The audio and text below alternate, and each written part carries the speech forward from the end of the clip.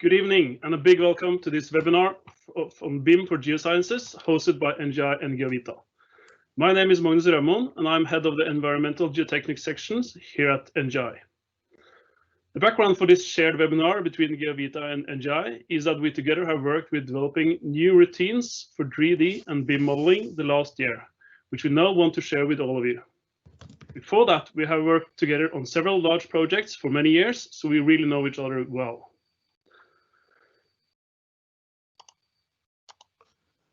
Before we start with the fun part, I will shortly introduce the two companies. Geovita is a consultancy which started up in 1991, and they have their offices here in Oslo.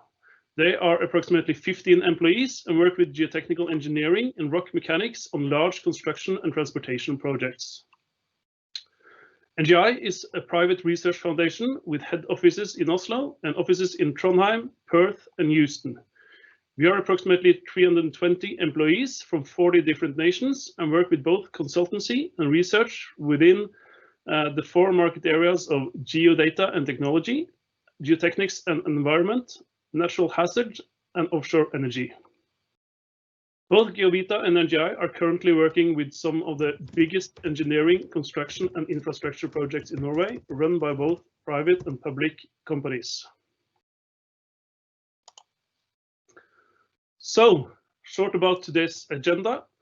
The first part is soon finished. After that, Mats will have a short introduction to the context and the tools that we are using.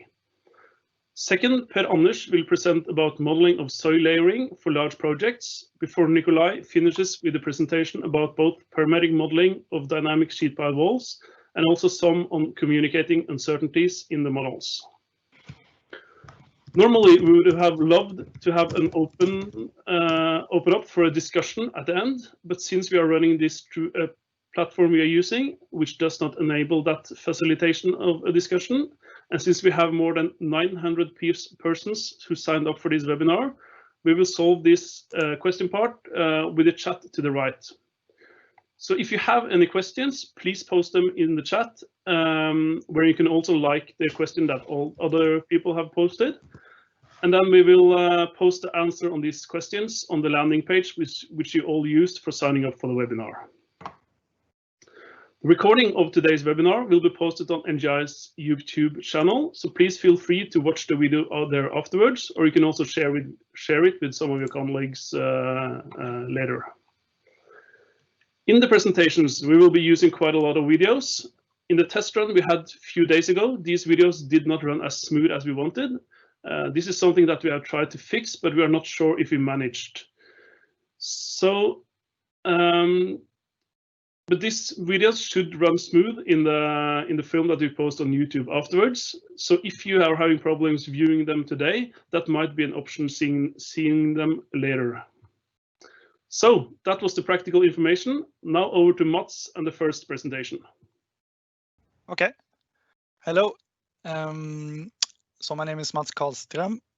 I work as a geotechnical engineer at NGI, and I'll kick off this webinar with giving you an introduction to the topics of today and setting the scene for the following parts. I'm not sure, can you see my screen now, or is it another view showing? Great.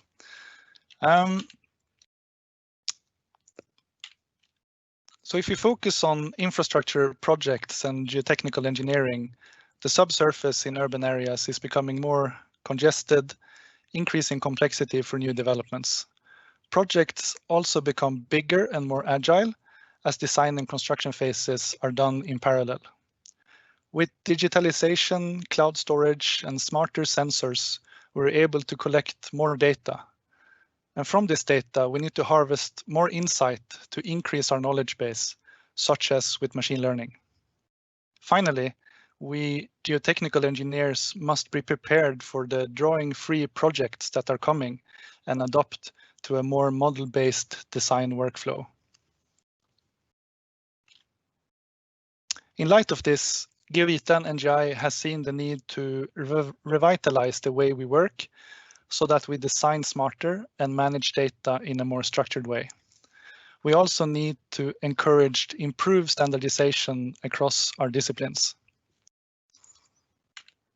So in this webinar, we'll show a few insights on how we are currently trying to work smarter than before and how to improve our communication, especially by using visualization.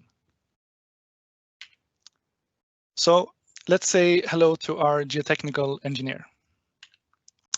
In his day-to-day work, this engineer is surrounded by an ecosystem of applications and tools, enabling him or her to get the job done.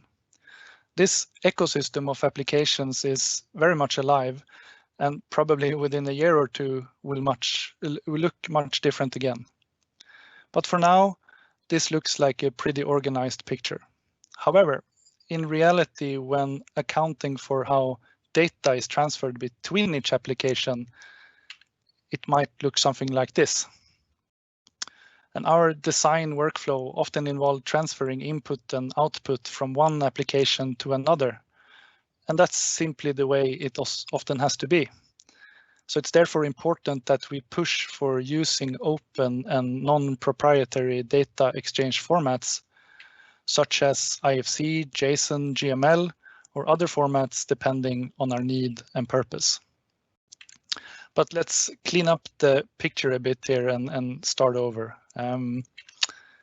So I would like to introduce part 2 of this webinar, and this will focus on developing a ground model using the software Leapfrog Works. We also use a few other applications in this work, both for data pre-processing with Excel and Python, but also for visualizing model results like in a GIS environment.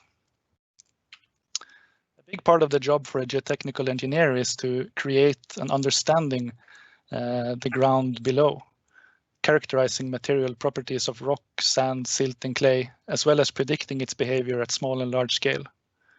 Ground investigations are a key component in acquiring information from the ground, and all data that is collected is analyzed and interpreted, forming the basis for a ground model to be created. Data quantity for some projects can become quite large, as shown here in the figure to the right. And in this figure, we can see all the sub-areas, boreholes, and lithological interpretations for a single ground model in one of our projects. So it's therefore important to be disciplined in the way we collect, manage, store, and visualize ground information and results. And you also need to use a software application that is capable of dynamically updating the model as you go along during the project, acquiring more and more data from soil investigations. In summary, soil investigation data obtained using, for example, a drilling rig or other method is turned into a graphical visualization, and that is the ground model. And more on that in part 2. So if we clean the canvas again and say hello to our geotechnical engineer, for part 3, we will dive into parametric modeling using rhinoceros and grasshopper. You could also opt for using, for example, Revit or Civil 3D in combination with Dynamo, but for us, Rhino and Grasshopper is so far our preferred choice. So to set an example and introduce the concept of parametric modeling for those of you who are not familiar, if you imagine these ground improvement columns sketched in blue on the photo, their geometrical properties and attributes may be represented in a sketch as something like this. And from these properties, or by using these properties with the concept of parametric modeling, we can apply some logic and algorithms to digitally generate the geometry and information in 3D space. So to explain this a bit easier, I'll show a quick example where I'll create a conceptual script that generates the row of columns that you saw on the photo on the last slide. And this view here shows a split screen between Rhinoceros to the left, which is more or less a traditional CAD interface, and the Grasshopper visual programming canvas to the right. So in Rhino, if I start by creating a single point in space, I can connect this point to the grasshopper canvas using a point object. And then I can use a move object along the x-axis vector to move this point with the distance that I can control with this slider here. And as you can see on the screen, I have now created 2 points. I then connect those 2 points using a line object and further divide that line into multiple components. The number of components I can control with the slider like this. So now I have created the base center points of my columns. And in order to create the top center points of my columns, I use a move object and a vertical set vector and another slider component. And in this way, I can move all my base points vertically upwards using a distance of my choice. Now that I have both the top and the bottom center points of my columns, I can use another line component to create the center lines of the columns. And as you can see here, I can vary the geometrical properties. Finally, I can use a pipe component and another slider controlling the radius to create pipe objects in 3D space along my center lines like this. And in this way, I have quite quickly created a script that can generate 3D columns where I can manually change the geometry of my choice using the sliders below. But more on this in part 3, where Nikolai will show a similar workflow for sheet pile retaining walls, and also how to visualize uncertainty on a bedrock surface. But first, Per Anders is going to show how he can create a ground model like this. Hope you can see my screen. My name is Per Anders Mortensen and I work for NGI. I'm going to present to you about the modeling of soil layering. I'll just jump right in. We look at the specific project where I have made a 3D model of the soil layering. This is a railway project in Norway, intercity Drammen to Kobbervikdalen, where the contractor is Bane NOR and the entrepreneur is Veidekke.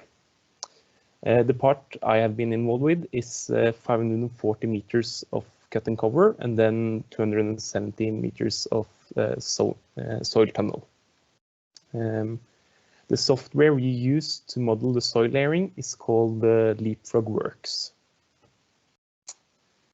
The first thing you do in this software is import boreholes, which is quite easy. You import an Excel sheet with the coordinates, and this can be exported from most geotechnical databases and imported directly. Then I have another spreadsheet where I have the same borehole name and my interpretation. So I put from that from 0 to 2 meters, it's topsoil, and then from 2 to 10 meters, it's clay, and so on. This is then your interpretation of the soundings conducted. So in this model, the pink color represents topsoil, the blue color is clay, and then the green is moraine. In this project, we have a mix of different methods. In total, we have 101 boreholes. And at 12 of these locations, we have performed rotary pressure soundings, while we have performed total soundings in 87 boreholes. And at 10 locations, we have CPTU data, and at 11 locations, we have performed piston sampling.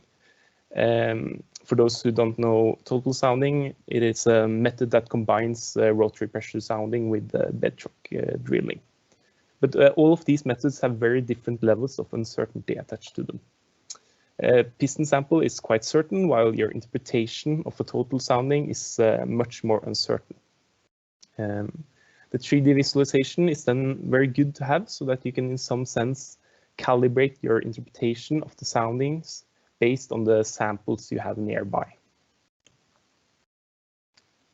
The next thing to do is import the terrain surface. And then I create the bedrock surface, and you can also create a groundwater surface.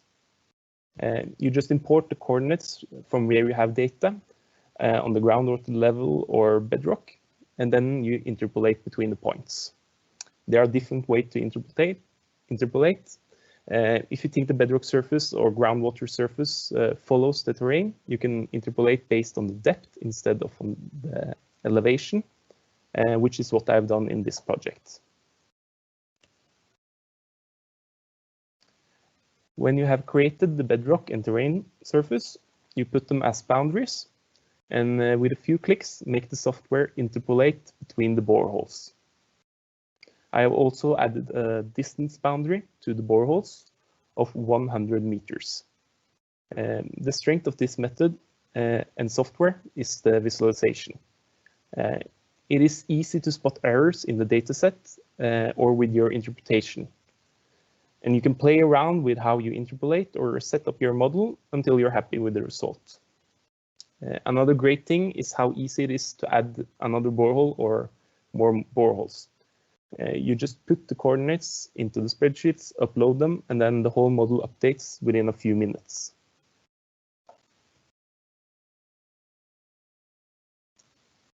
The next thing you can do is import structures and ground improvement.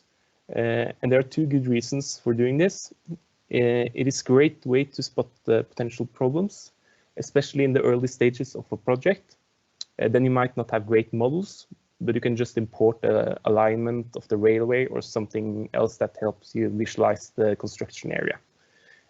And the other reason is that you can add your structures to your cross sections and profiles. So here you can see the cut and cover section to the left. And the diaphragm wall is the orange wall. And you see that in the bottom of the pit, we have a jet grout arch due to uplift. And to the right in the screen, you see the soil tunnel and some of the ground improvement there. And then the soil tunnel goes into a bedrock tunnel after a while. Yeah. The models you saw of the sheet pile and the diaphragm wall and the jet grouting arch have all been created using parametric modeling, which Nikolai is going to talk about after this presentation. So then I'll talk a bit about drawing and exporting from the model.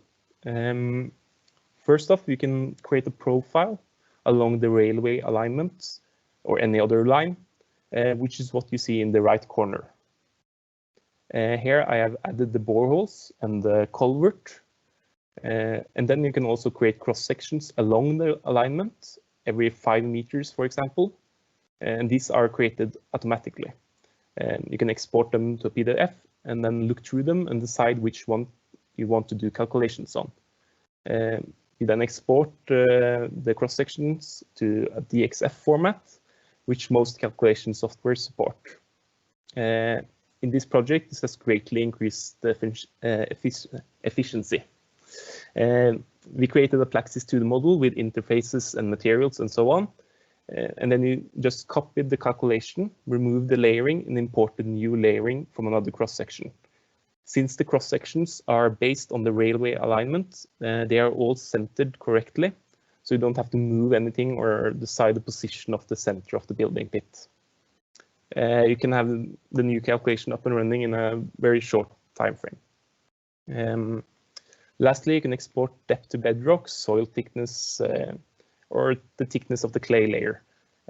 This can be imported to, for example, ArcGIS, where we have a template. You add some contours, and then you can export and deliver.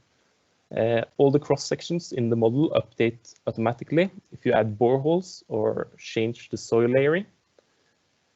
And then you, of course, have to export to Plaxis and do the calculation, but it still streamlines the workflow very much. So if you get a new sounding, I add some data in a spreadsheet, and then in 10 minutes, I can have a new updated map of the bedrock surface.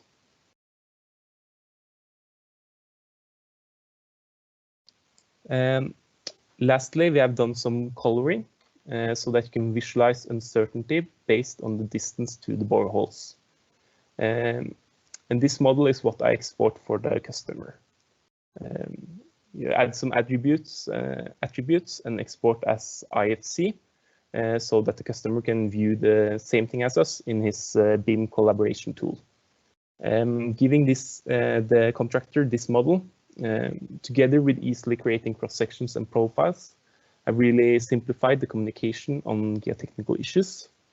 It is much easier to explain to someone with little background in geotechnics when you have some illustrations. And here with this model, it takes very little time to create these illustrations. And also this quite simple visualization of uncertainty have been very good regarding where we should have some supplementary soundings, and also explaining to the contractors why we need this. Yeah, and Nikolai will also talk some more about visualizing uncertainty in the Bedrock model. So to sum things up, I think 3D modeling of the soil layering is not just something we should do in order to meet some delivery.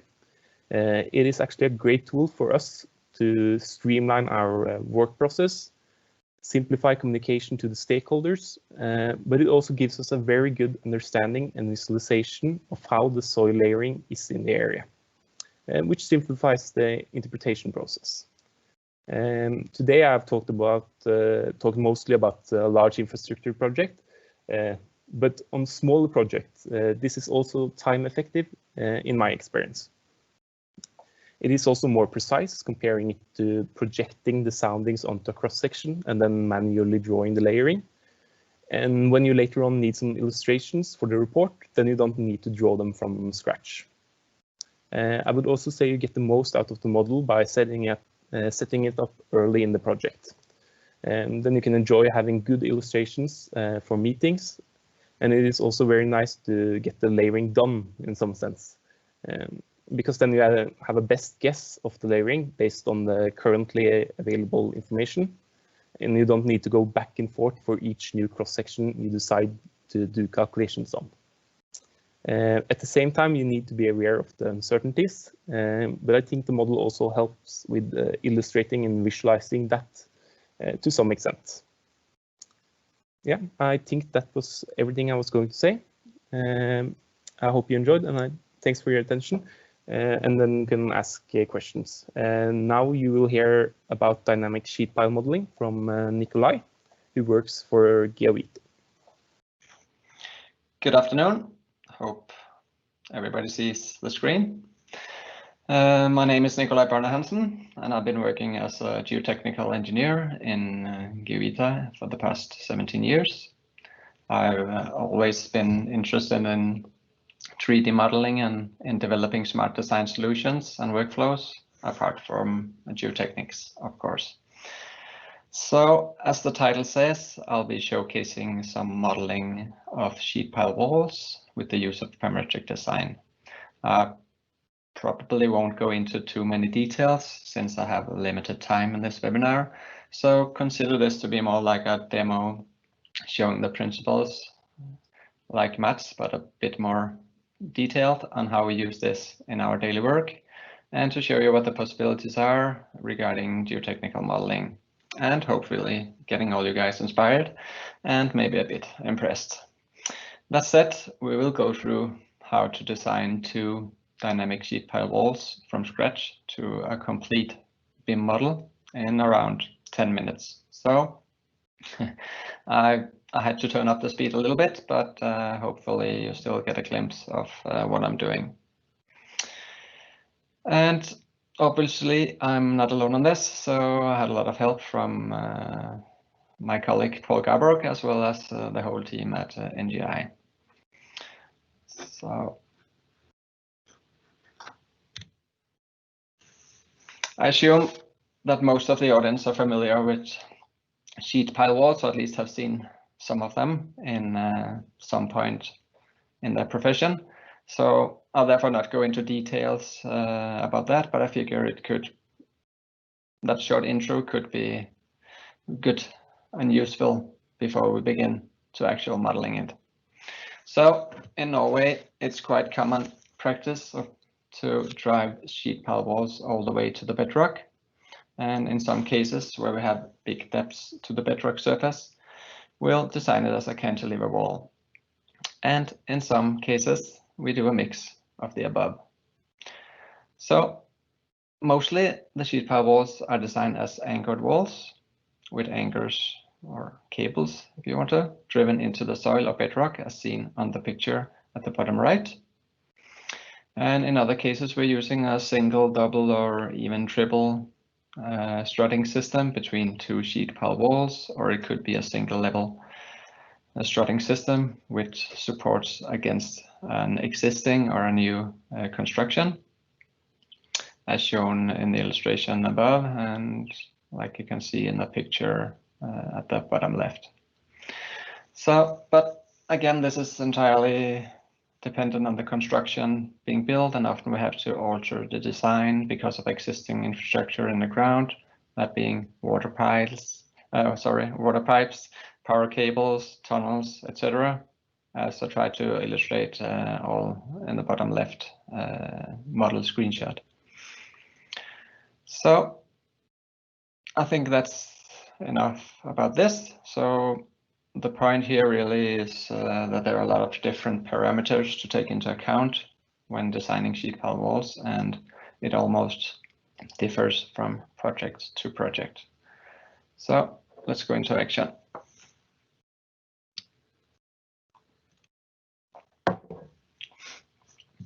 As you probably noticed from the puzzle pieces on the first slide, we're using the combo Grasshopper, Rhino, and Tekla in our workflow at Geovita.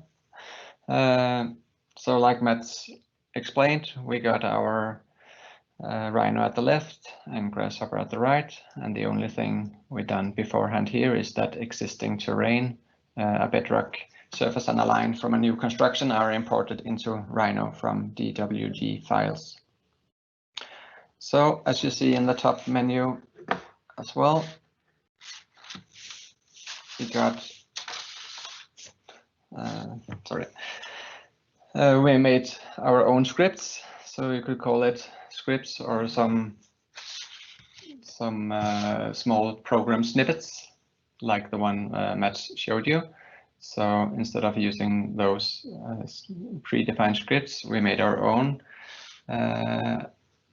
For example, we have one script doing transformations, one for sheet pile wall, one for anchors, and one for struts, and some that process the lines that you want to work with. So, and all in all, we got our own little program package in a Grasshopper, as you see on the top of the Grasshopper image.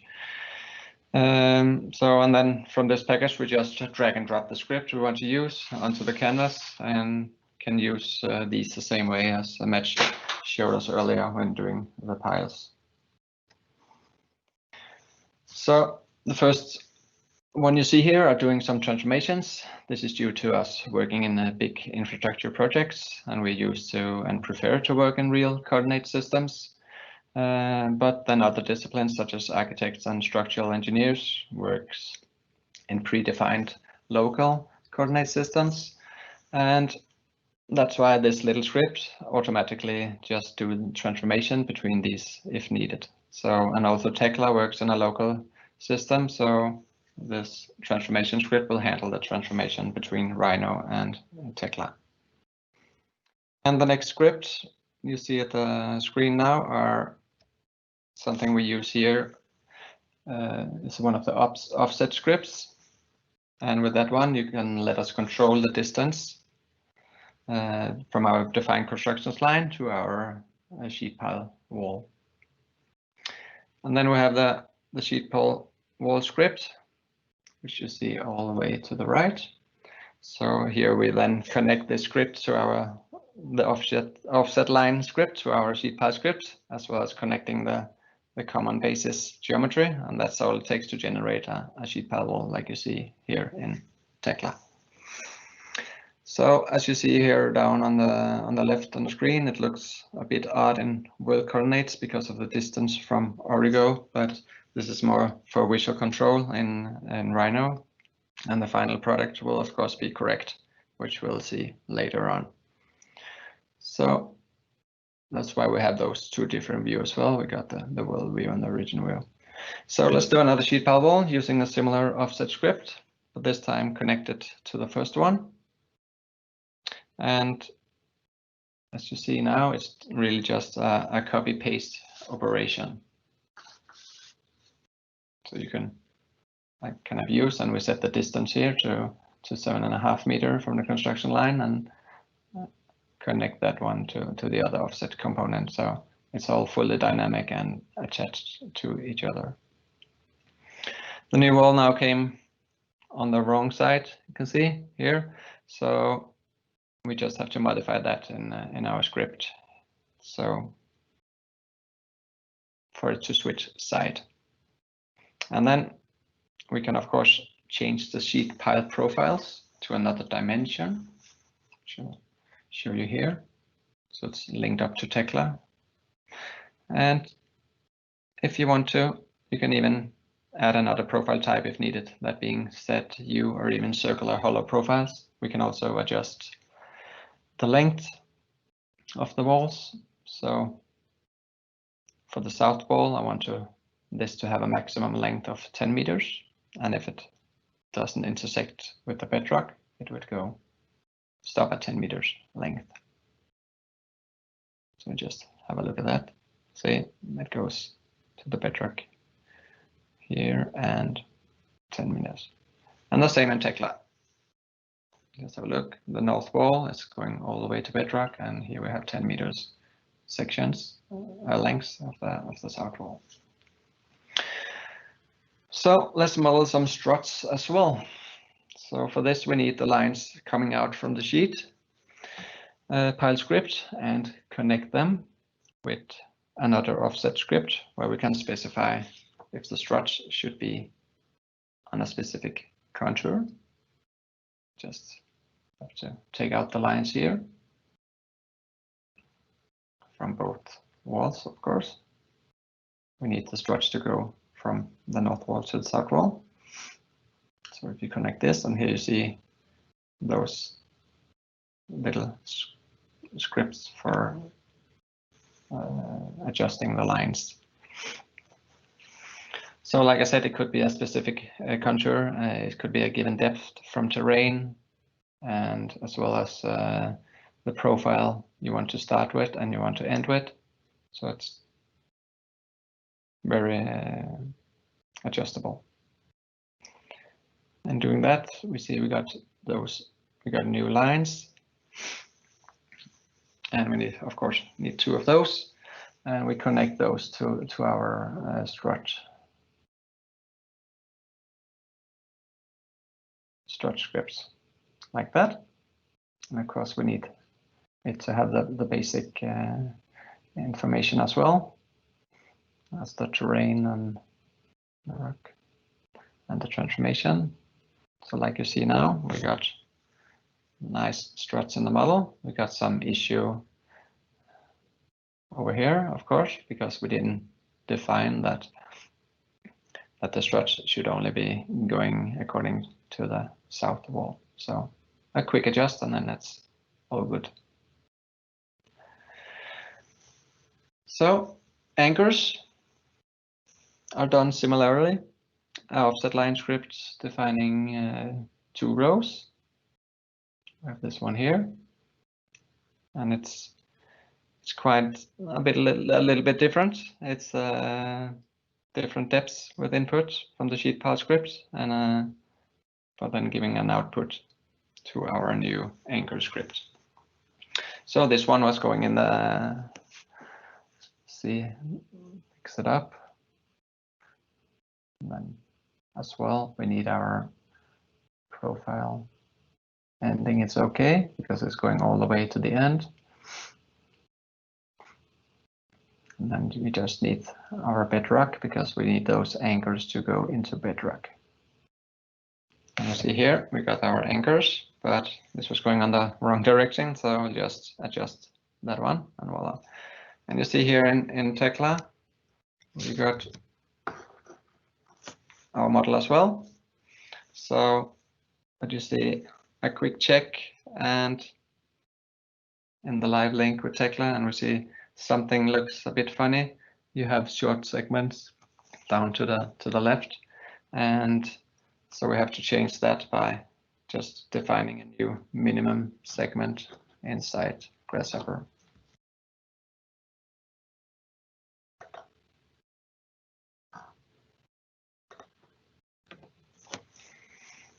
And that's quite an easy fix. Here we got a segment of 12, and then we go back to Tekla and we see it's looking much better.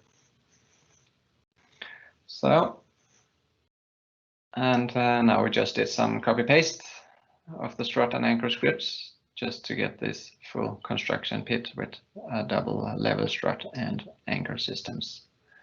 So on the level 2 anchor row, you see we want it a bit shorter, so we could easily adjust that as well. Okay. So then it's actually finished. I would like to send this to the structural engineer, but for some comments and so on. And now I already got a message from the structural engineer. As he says he wants to change something in the model. So they need additional distance from the construction to fit the formwork. So we need to give them 1 meter extra space for that. And of course, that's an easy adjustable to do in Grasshopper, as you can see. So, and as you can see, when we move the northern wall, we also define to move the southern wall, and automatically all struts and anchors follows. And then we got another call from the contractor. He would very much like to substitute the HEPS struts with the circular hollow section struts. So, and we are saying, of course, no problem. We just go into Grasshopper and adjust that one. And but just to let him know, we'll probably need double whale beams as well. And like you saw here, it's just a quick two-click option, and we got those double beams as well. So I think maybe a bit fast, but that's the whole principle of how we do the modeling in Grasshopper. So just short going through the method on how to link information to the objects as well. So it's a project-specific attributes like project phase, revisions, and level of details. We are all defining those in Grasshopper as an own script as well. And then we connect this to the desired component scripts, which automatically assign the information in Tekla. And then in Tekla, we'll see it shown like this. And you'll also see an example here of choosing the right one here, and we'll see the capacity of the anchors and so on. And we go to the project specific attributes. You see it's all there directly from Grasshopper. So it's inside Tekla. So that's very nice. So that's kind of how we get the information linked to the models. So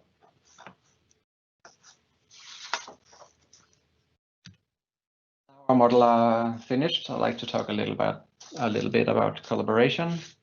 Like Mats also mentioned earlier, our common workflow would be to export this as an IFC from Tekla and then open it in any IFC viewer which you prefer.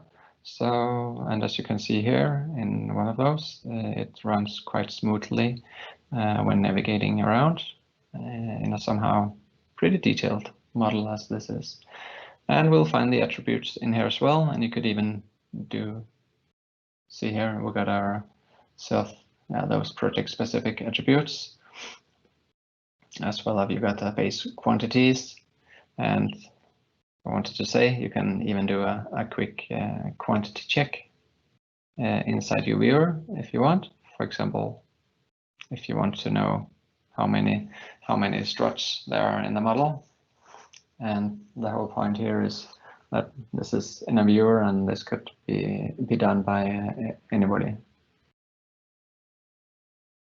But of course, doing a complete quantity takeoff on a complete model might be better in a more suitable quantity calculation program. And here at the end, you see how detailed it actually is. We got the whole sheet pile. Yes. And of course, for some true collaboration, we could use Trimble Connect in this example here. It's the same IFC. We did import it into Trimble Connect, and we did import the same bedrock surface and existing terrain as we did in Rhino, the DWG files. And of course, you could import existing and new constructions as well as water and wastewater distribution system, among others. But in this case, we just hang this model for in this webinar and the terrain and the bedrock. So another cool thing when we're into collaboration is this to-do action lists. So here I got a to-do from someone who I got this on mail, and you could open this up and you get a whole list of to-do lists of your action points, and you can then directly from your web browser, you can see somebody are asking if we could increase the distance to 4.5 meters. So I guess it's probably the contractor. But just to have a look, we could load this up straight into a web browser. And as you can see here, it's, even though it's in a web browser, it runs smoothly and nicely. And yes, it was a question about having a bit more distance between the struts.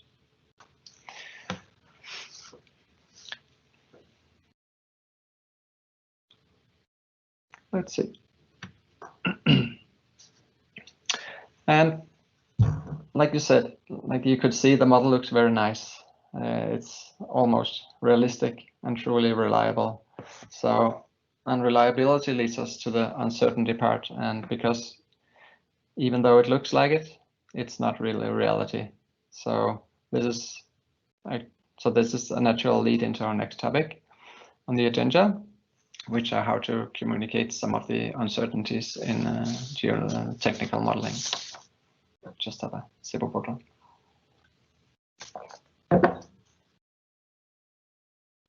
And I'm not going into details about how to model bedrock surfaces, since this could be done in many ways, from simple triangulation to cracking interpolation, and all with advanced statistic analysis.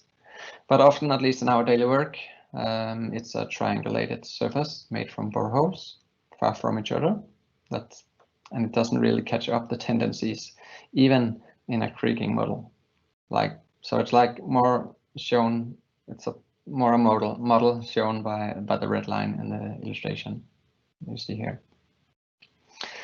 And like we saw earlier, when we made our model, we typically design our sheet pile walls all the way to the bedrock. So the thing is that the triangulated bedrock surface in particular makes a questionable uncertainty of the geotechnical constructions. So, for example, when doing price estimates of the construction pit in early stages, or even when the road planner are designing the alignment for a new highway or a tunnel. So you can say other consulting engineers, such as the road planner or the structural engineer, are very often depending on knowing where the bedrock are located. And so to say, my experience is that around 9 out of 10 times someone needs this model at day one in the project phase. So the bedrock model are quite important to get started with early in a project. And the thing is, a very early model often consists of very sparse data.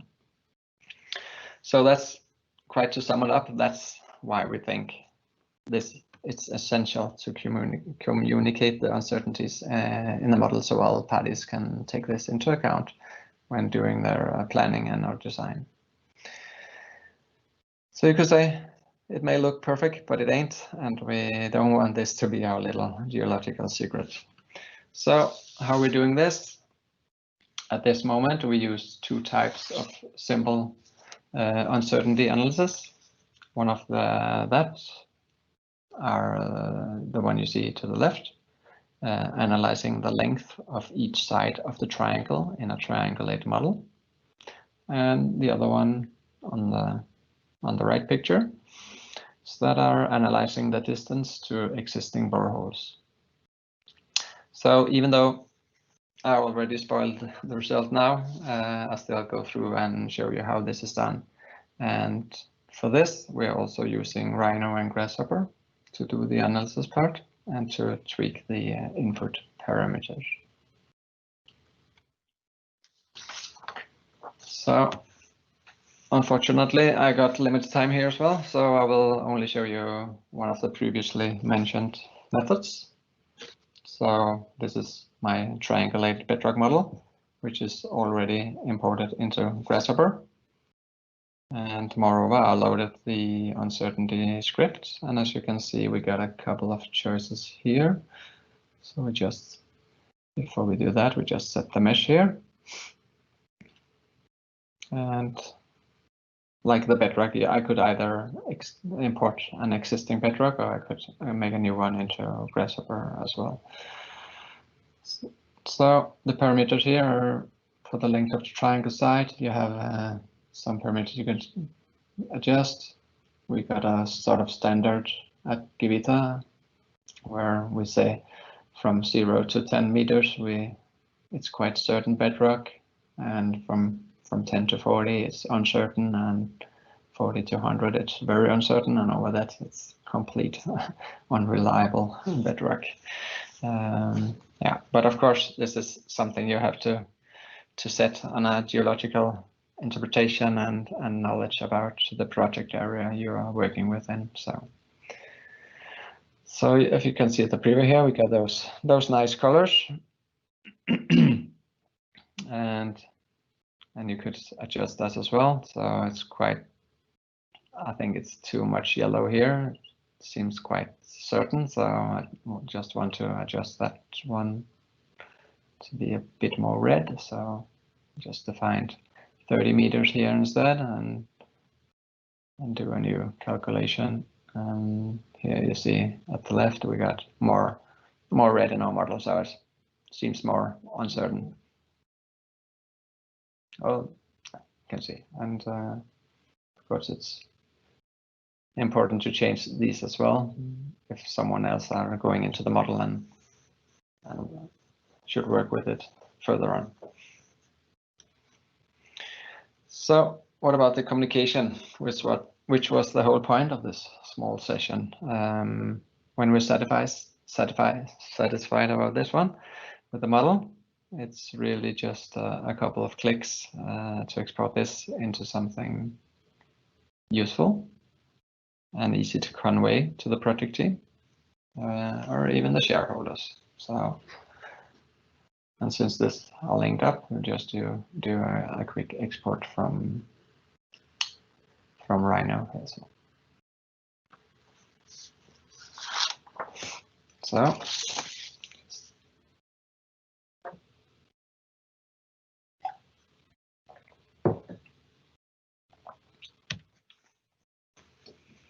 So how to present it nicely? Yeah.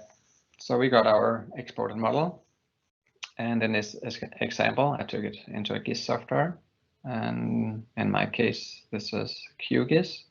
So just to have something to present it nicely to the rest of the team.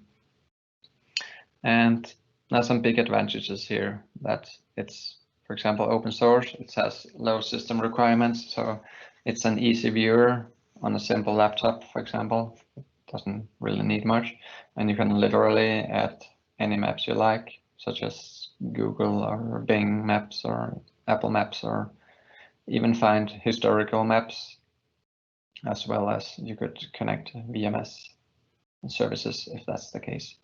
So another thing like you see here is another nice thing. You can combine it with anything that's already in your internal or project database, that you could import your constructions, alignment, and so on.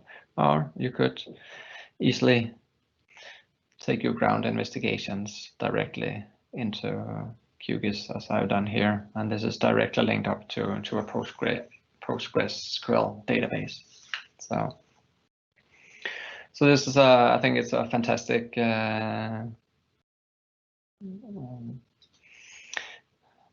model, or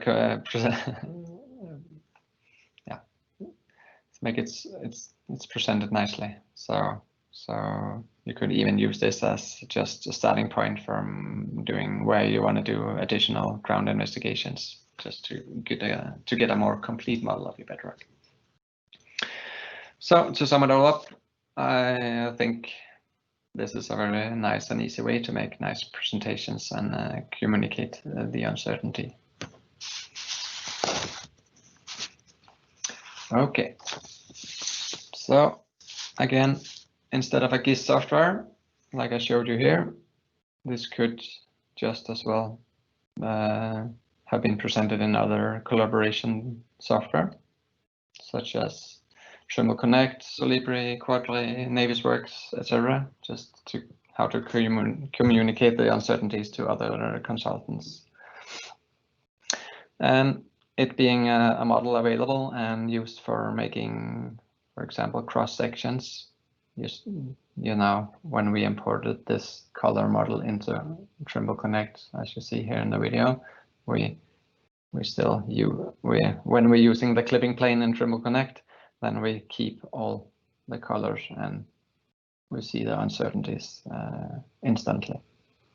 As well as you see the anchors, you could just do a uncertainty on the anchors, of the length of the anchors. So that could be some point of view, or even the road planner making cross sections, planning the road to the tunnel. It's very, very useful to have this uncertainty model.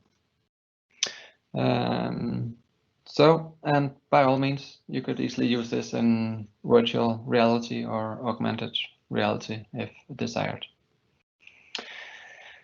But before we round off, I just have to show you something I find really cool myself. You see, I couldn't quite let our nice sheet pile model that we worked on now for the last 20 minutes, I couldn't let that stay in Rhino all pink and blue. So what I did, I want to make it prettier. I want to present it nicely together with my terrain and bedrock model. So I just here in Rhino cut out the part of the terrain where our construction pit are, and then we are actually ready for some magic, I think. So with only 2 clicks, we'll send it from Rhino to Twinmotion, Epic Games, and we see here it's a direct link as well. So we got those direct link and synchronization that we're kind of found out when we're doing the whole Grasshopper Tekla bit as well. And here see, after just recognizing something, we got our model into Twinmotion. And of course, if we did have some materials in Rhino, it would automatically recognize those. But here I just took it in as it was. And here you can define really your materials inside Rhino. So just to put some grass on the terrain and some asphalt on the road. And as you see, it's just a part of a terrain. So if you want to, you could just put some more landscapes outside our project area just to make it look a bit nicer. And of course, you could make that the same. You could sculpt the terrain, and you could do it here. I think I just turn it around a little bit, and then we just raise it up, raise it, yeah, a bit down there, like that. And we turn around again just to see what happens, and then we got some terrain inside our construction pit. So we don't only see the bedrock. It's good to have some soil in there. And you could say as well, we give the bedrock some material, and so we just need to give some material on the sheet pile wall. And since this is, we have the opportunity to make a shine with gold material. So now we have our golden sheet pile wall inside Twinmotion. And just do some more, just put up a little bit more, sculpt the terrain here a little bit. Well, that looks quite neat. So the point is, you don't need to do so much. You can take it all the way to do a nice presentation, and you could use this in different scenarios, like from a website or something. So, or you could play around a couple of hours, and you could make some nice pictures as well. So, like this one I did, and looks beautiful. I think that's pretty cool, and you could do a video as well. So, of course you could. So I did that.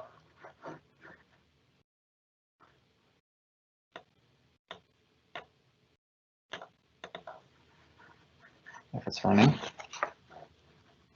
see, maybe it paused here. So sorry. Yeah. Okay. So while that's running in the background, I like to round off my part of the webinar. So thank you very much for listening, and I hope you feel a bit inspired and learned something.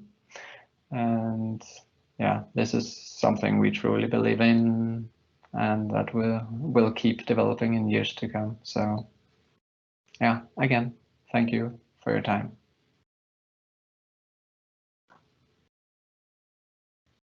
Yes, then I'm on again. That was all for this time. If you want to contact any of us, then you can see the email addresses on this last slide.